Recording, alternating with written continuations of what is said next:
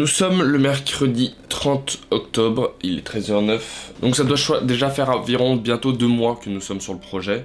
Donc il y a déjà eu 2-3 avancées que je vais vous présenter aujourd'hui. Et je vais vous présenter également ce qu'on va faire par la suite, ce que je suis en train de faire. Et vous allez m'accompagner lors de la création de l'Atlas CX8. On a trouvé le blaze il y a 2 semaines maintenant, ouais, il doit y avoir à peu près 2 semaines, donc on est un peu content, on essaie de le sortir un peu. On essaie d'avoir des retours, donc pour l'instant ça se trouve c'est une V1 que vous entendez, hein. Ça se trouve c'est même pas la version finale, mais voilà, pour l'instant ce qui ressort c'est Atlas CX8, qui moi est un nom que j'apprécie en vrai, parce que je trouve qu'il sonne bien, etc. Puis Atlas ça a une signification derrière, c'est un dieu grec qui portait le ciel, donc j'aime bien la représentation que ça a pour un gros porteur. De toute base, l'idée du drone est venue par le fait qu'un drone stabilisé nous manquait. On a pu commencer depuis même bientôt 2 ans à proposer des services FPV, mais à chaque fois qu'on avait besoin d'un drone stabilisé, on louait. Parce que acheter un Mavic, c'est 2000 balles, et c'est obsolète au bout de 1 an, 2 ans. Donc,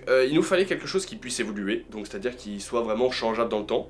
On voulait quelque chose aussi qui ait la capacité de l'Inspire 2, et il y avait le drone FPV gros porteur. Mais le drone FPV gros porteur, c'est ce qu'on voulait, mais sur le papier, tout ce que tout le monde avait déjà monté entre guillemets, c'est une grosse frame avec du 10 pouces, c'est loin de ce que l'on voulait faire pour un drone stabilisé. Donc on a réfléchi à un drone qui ait la capacité de faire du FPV et du stable, qui est évoluable dans le temps, étant donné que la caméra qu'on met en dessous, c'est celle qu'on a, c'est la cam de MGF, et généralement la cam d'MGF, elle va être bonne, et elle va pouvoir évoluer sans forcément acheter une grosse cam d'MGF, et en fait aussi la petite cam du drone, mais qui vaut quand même 14 000 €. Non, c'est pas concevable économiquement parlant. Donc c'est sur cette base de polyvalence là qu'on a monté l'Atlas CX8. Du coup, commençons par les points de départ. On a voulu recommencer à voir directement l'entièreté du châssis qu'on avait de base. Donc le châssis qu'on avait de base ici, on a voulu essayer de le changer, et pour ça il fallait une modification primaire, c'est-à-dire il va falloir rallonger les pieds afin de pouvoir caler en dessous un Ronin avec une cam et pouvoir vraiment faire une sorte de porteur stabilisé qui pourrait vraiment être magnifique, avec un chef-op au sol qui permet de gérer le Ronin et les mouvements de caméra. Donc ça pourrait nous apporter une semi-vue hélicoptère, vous voyez. Donc super intéressant, c'est ça qu'on cherche. Donc pour ça il va falloir qu'on augmente les bras. C'est ce que du coup on a établi ici.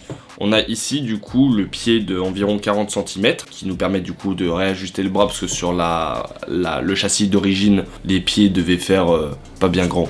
Donc on a tout de suite revu ça avec une possibilité d'enlever, je vais y arriver, c'est long, j'ai mis un bon filetage. Tout ça en impression 3D en PETG carbone. Et du coup nous avons ici nos 2 bouts. Le but c'est évidemment de pouvoir le démonter en prestation et faire...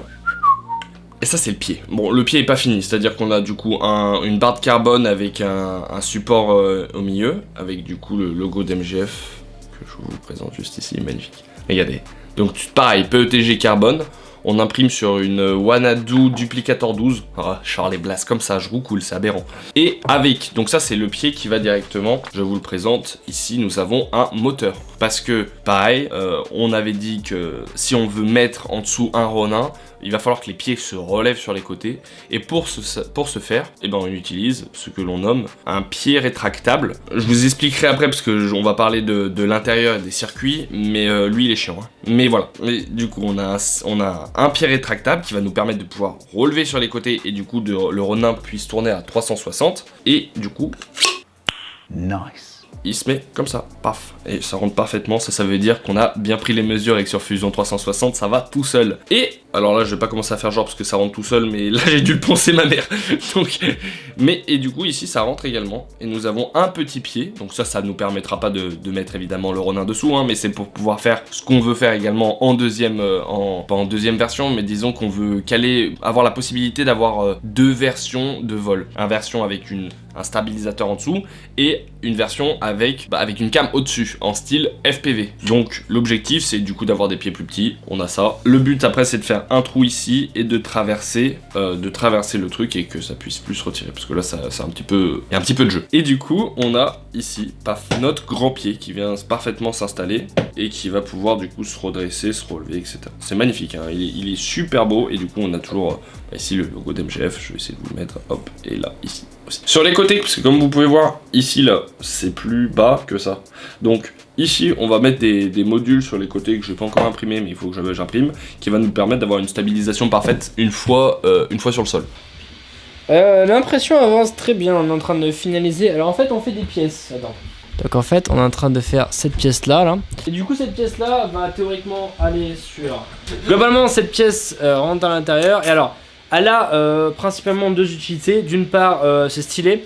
De part surtout en fait c'est comme vous pouvez le voir ici là du coup il y a un trou. C'est ce qui va permettre de mettre les éclairages du coup la signalisation du drone.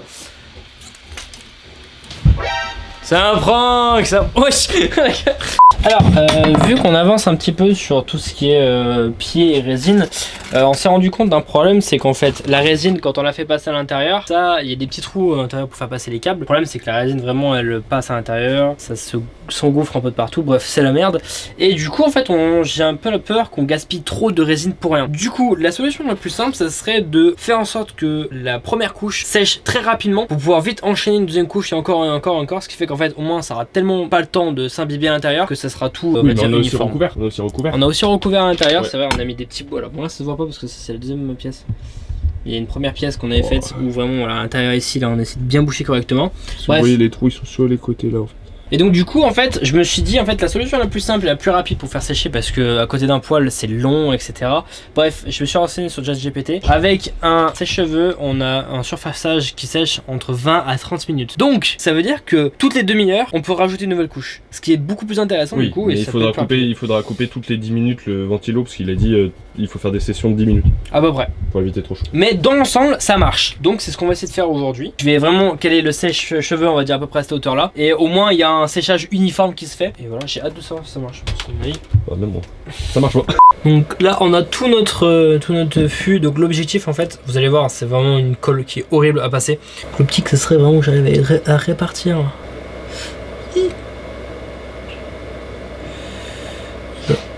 Pas comme ça en tout cas Gabriel.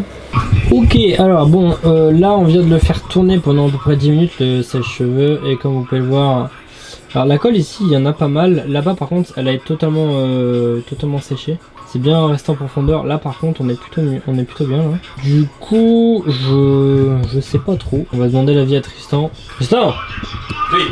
Tu veux venir voir? Oui. Comme tu peux le voir il y a un côté qui est plus profond que l'autre. Moi c'est soit, il y a deux choix en fait. C'est soit là je remets un petit peu encore, je le refais tourner juste ici. Et comme ça moi ça a le temps de faire sécher ça aussi. Ouais. Soit je le décroche et je m'occupe de l'autre. Recalzant sèche. Ouais d'accord. Ouais. Ça a bien marché, j'ai l'impression le séchage par contre. Je pense que ça a fait ce que je voulais, donc je suis content. C'est un peu plus dur. Ouais. T'as une guirlande de Noël. Il va falloir qu'on m'explique. Hein. Oui, bah bien. Regardez les guirlandes de Noël. Regardez les guirlandes de Noël. Bon, on y est arrivé. Du coup, maintenant on va plonger les tubes dans la peinture et on va y laisser les chichichis. Ok, Billy Johnson. Je suis prêt.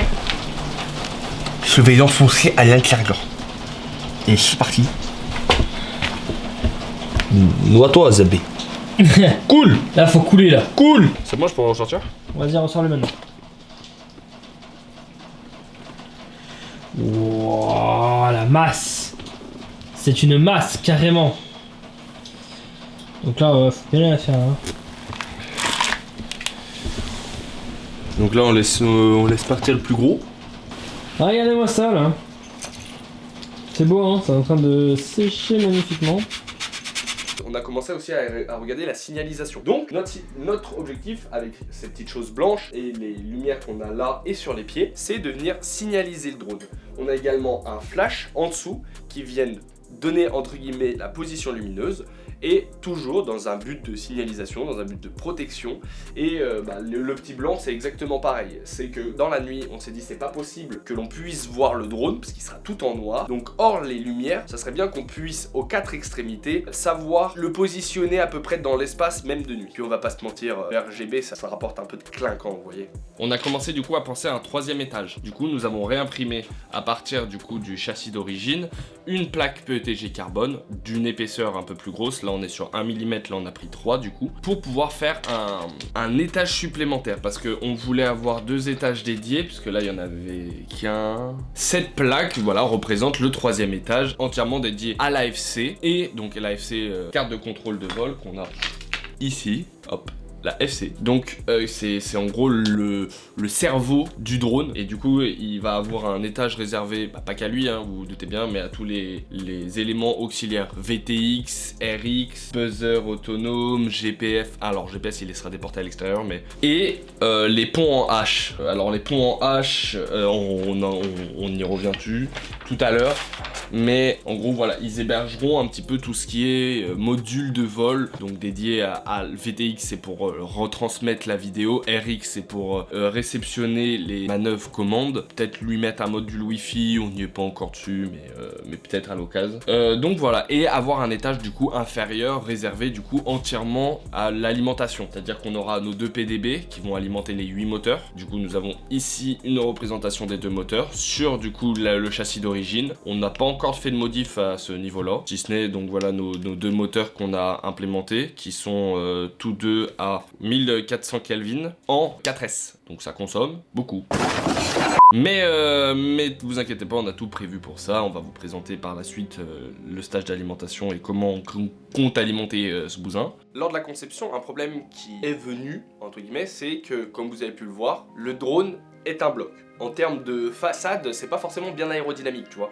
Donc, on a commencé à essayer de chercher quels seraient les meilleurs moyens d'utiliser l'air qui vient se frapper contre la façade et qui vient ralentir le drone. Parce qu'on voulait quand même un truc qui aille relativement vite, pour suivre des voitures, pour suivre une course-poursuite, imaginons. Mais voilà, l'objectif c'est qu'il soit polyvalent, qu'il dure dans le temps, donc il nous faut prévoir ce qu'on va utiliser. Du coup, on a commencé à se dire que utiliser en interne ce drone, que l'air puisse traverser le drone, refroidir les composants et ressortir, était une solution qui était sur le papier totalement bonne. Donc même, on vient compresser cet air, grâce à la puissance du drone, on vient compresser cet air en avant, et ça nous permet du coup de refroidir l'ensemble du drone de manière passive, c'est-à-dire de manière sans électronique, sans ventilateur supplément qui viennent prendre de l'électricité de la batterie. Journée de préparation, alors beaucoup de choses se sont passées depuis le petit récap que je vous avais fait. Beaucoup de choses, oui et non. C'est-à-dire que ce que je vous en avais parlé, on est à peu près au même stade parce qu'on a eu un changement d'imprimante entre temps.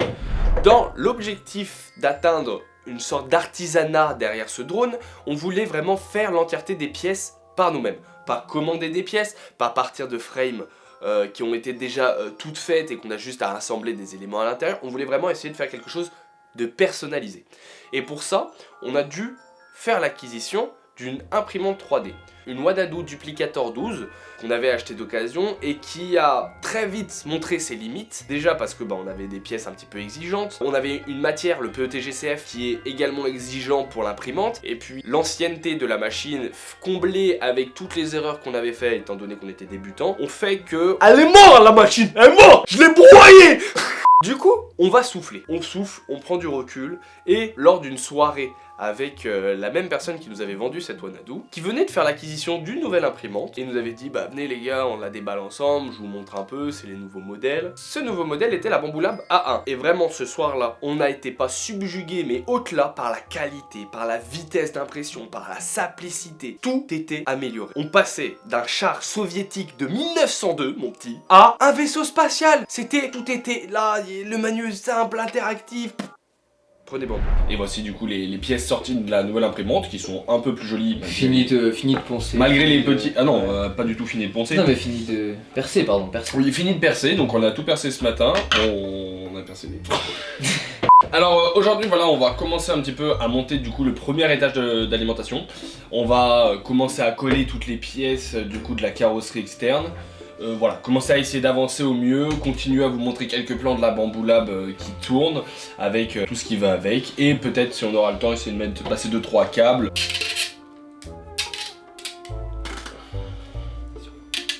Vas-y, enlève-le. Il faudra que tu ailles chercher les 4 pieds et après tu vas toutes les mettre. Et moi, pendant ce temps, je vais décoller la pièce et lancer la deuxième impression. Oh, ça va être magnifique.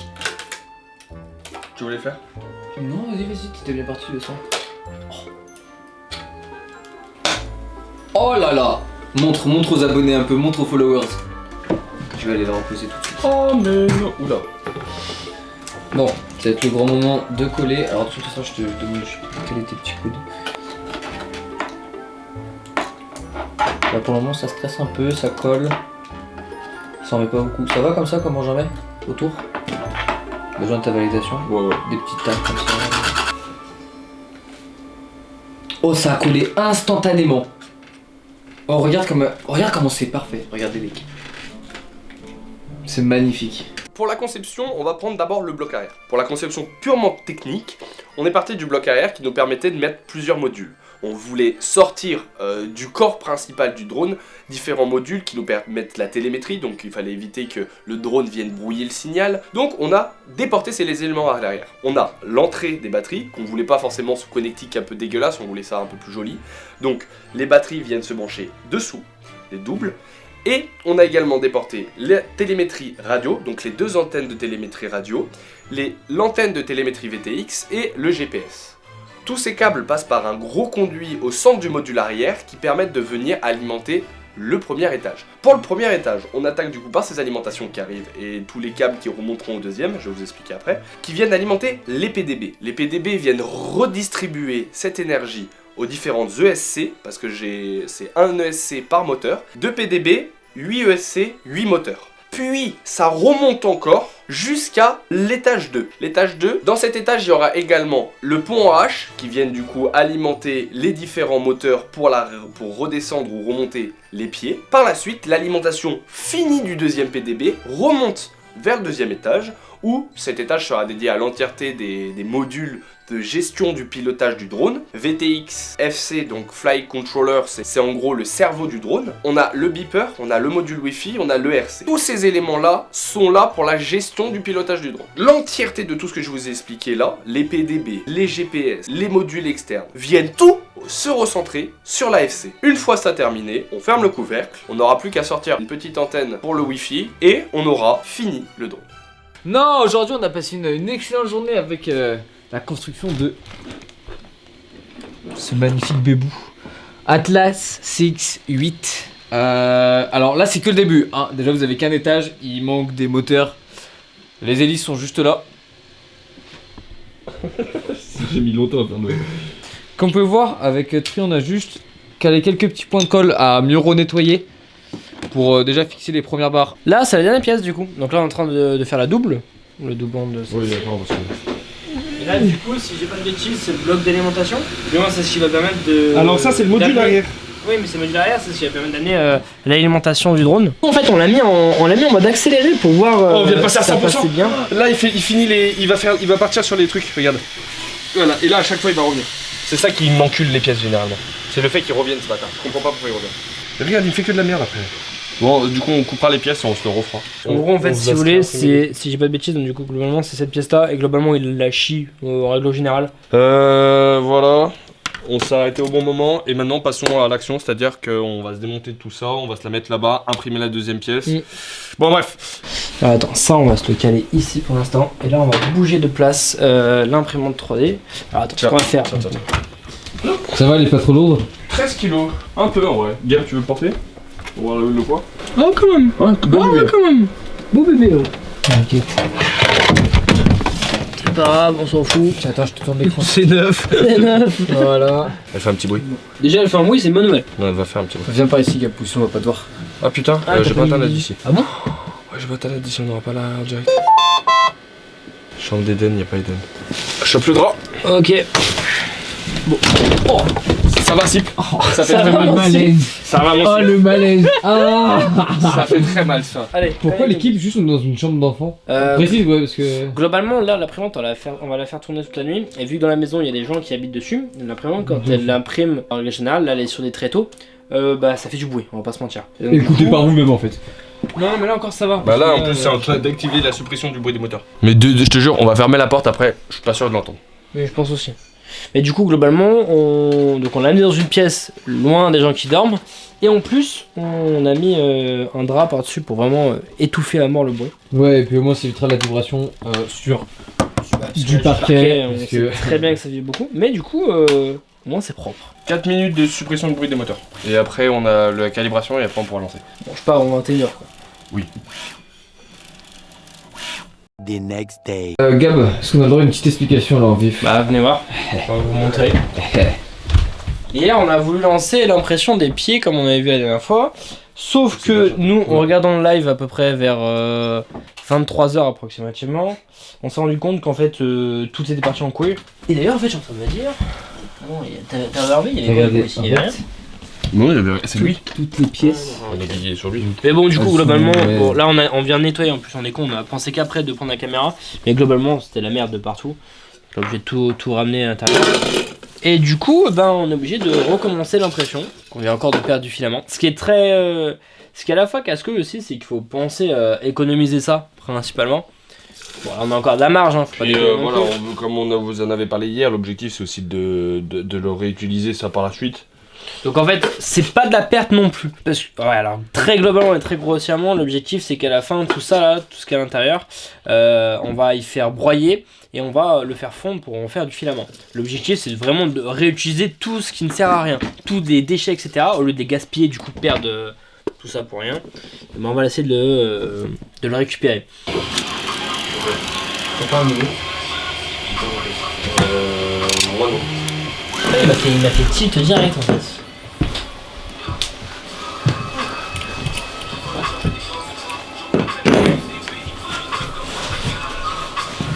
Il y a déjà tous les pieds. Attends, arrête. Ouais, Tu vois, c'est lui. Pour moi, lui, je pense qu'il est légèrement comme ça en fait. C'est ce que j'ai vu, ouais. Ouais. Tu veux faire quoi? Le chauffe à 300 là? Non. Là, faut le laisser. Ça changera rien, je peux faire les redinets, mais c'est pas sympa. Non. Bon, ça change rien du tout. Moi, de toute façon, il faut bien qu'on. Fais attention quand même. Non, mais et surtout, les gars, faut pas qu'on oublie aussi. Il y a un autre support au-dessus, Oui. il y a les pieds, etc. Ce n'est que. Ouais, c'est quelques ce n'est que millimètres. millimètres. Même pas, il est à peine incliné devant, c'est bon. Là, il faut qu'il colle quoi, ce type-là? Il faut qu'il finisse de monter elle et après on pourra s'avancer. Et là, après, on fait quoi là-dessus? Coller la plaque en tout. On colle la plaque en dessous, et après, on cale tous les éléments intérieurs. On aime quand Moi, j'aime bien, hein. Et vous avez fait le drone comment? Non, de la passion. Ah, faut pas le faire à cause de façon. Ouais, check-le, dis-moi. Qu'est-ce que t'en penses? C'est pas mal déjà. Je trouve que. Ouais, lui, il faudrait le remonter. Ah, je sais pas, en fait, honnêtement, lui, il me paraît bizarre. Tout là plus. Ça vraiment touche rien. Ça rien. Et un peu aussi au milieu là.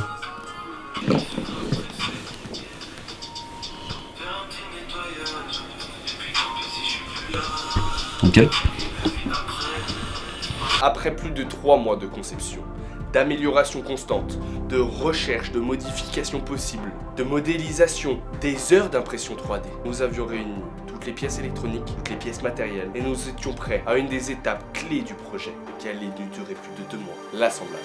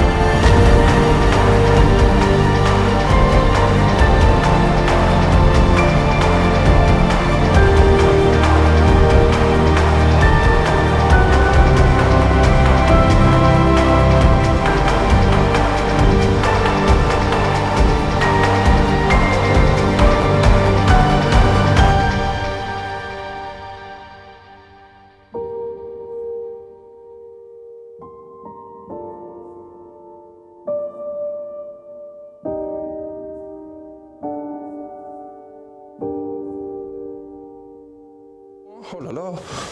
Putain. De chien. Eh ben. Heureusement que j'aurais de quoi faire tenir un pays en cas de guerre mondiale, moi. Hein.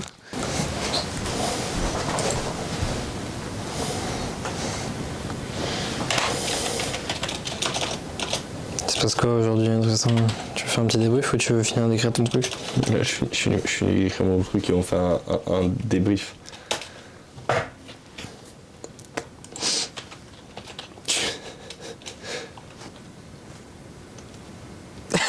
Ouais, parce que là, vous voyez, il est sur son PC, hein. Mais il est pas branché. Là, je monte la supercherie. Alors, on arrive, t'inquiète. On arrive. Bon, hier soir, il s'est passé un truc un petit peu catastrophique.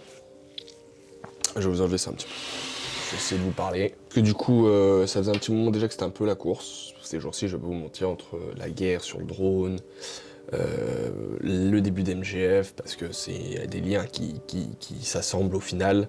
C'est très difficile. Voilà, on a du mal, on avance sur le drone, mais pareil, on doit courir comme des salopes pour essayer de le rendre à temps, avec des deadlines de fou, à chaque fois on court, bref.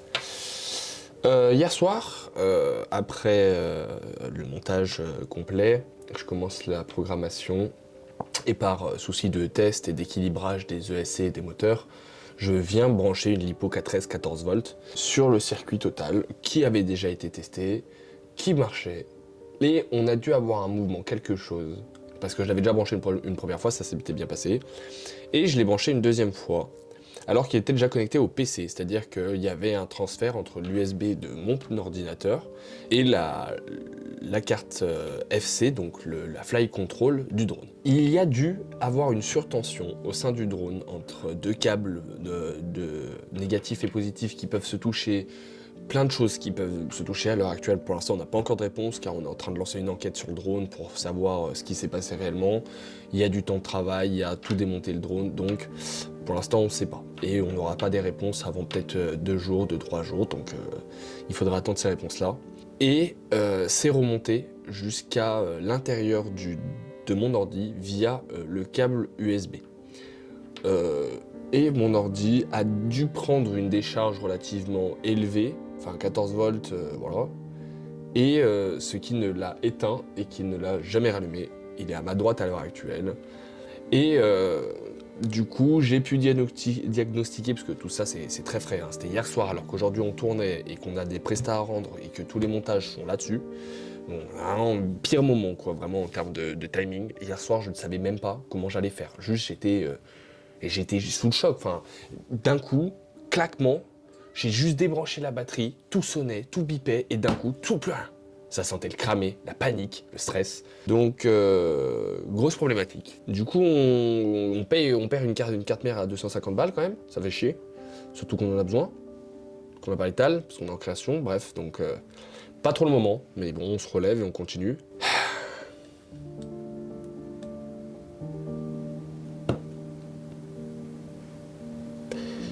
Voilà, on en est là. Les projets où ça nous mène.